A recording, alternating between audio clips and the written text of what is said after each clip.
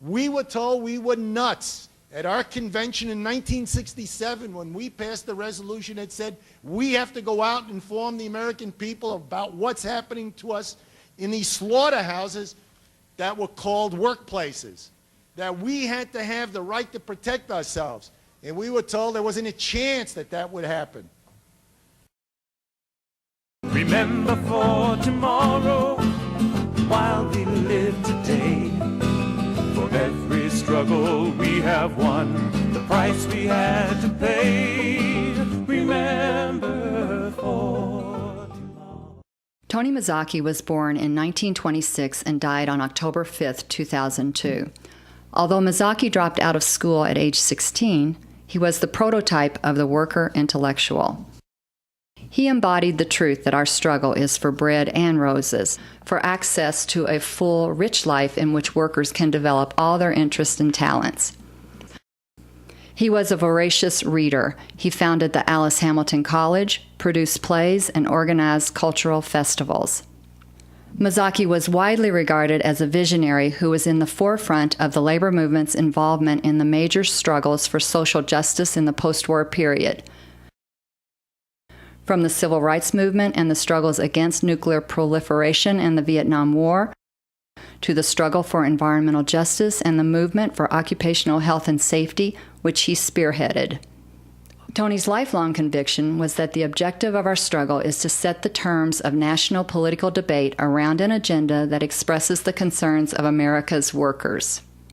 His leadership combined both acute, far-reaching vision and a deep understanding of the practicalities of building a coherent, independent, working-class political movement. Tony's life was defined by an irrepressible optimism that stemmed from his unflagging confidence in the capacities of workers to create change and his unique ability to combine a tough-minded understanding of the political realities of the moment with a longer view of our movement's goals and requirements. We felt that we were creating a new, powerful union that represented the best aspirations of working people. It was very exciting. We were crowded into this convention hall in Cleveland. The air was electric. We felt that we were shaping and making history. Early in '68, I was legislative director of the union, and we couldn't get the Occupational Health and Safety Bill out of committee, and Lyndon Johnson was president. It was a Democratic Congress. We couldn't get the bill out of committee. Lo and behold, Richard Nixon becomes president. We got it out, passed by the largest majority, not because Nixon was a big friend of working people, because our strategy of mobilizing our folks worked. We not only mobilized our own people, we mobilized the labor movement, the environmental movement was just starting. We took this message out, and that bill passed a few years later in 1970. The act was a catalyst to a lot of empowerment that went on during the 70s. So the Occupational Safety and Health Act was historic in that respect, liberated a lot of energy. The right to know, the right to act upon what's known, fundamental to the protection of the community. Bo Paul has taught us, when you don't know what's in a particular facility and what's in the facility finds its way out, disaster can occur. I think we know what the solution is. It's power. The question is, how do we achieve it? When I came into the workforce in 1946 after World War II, there was a different culture. It was a working class culture. In the neighborhood I came from in Brooklyn, New York, if there was a strike and someone from the neighborhood scabbed, they did not come back to that neighborhood. That was the culture we grew up with.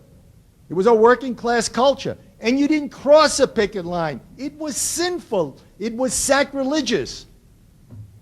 So we began this journey in 1989 to see whether there was a critical mass of working people throughout the country who are interested in the idea of a working party. And our strategy was to base the program within the trade union movement. Since 1924, there has not been an effort to create an alternative political party for working people.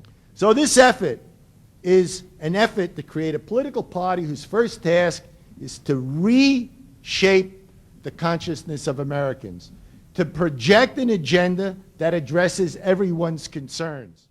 We have demonstrated that an unpopular idea can be generated into a powerful political program that'll reignite the consciousness of the American people. For our movement, that timepiece of destiny is ticking, and we are past the midnight of despair.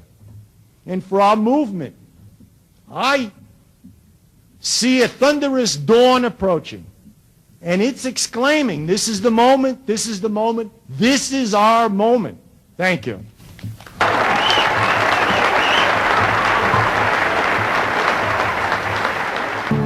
When working for a living's just a way of dying slow, and the promise of the future fades away. Join every hand together and we'll make the union grow, and we'll build that better future today.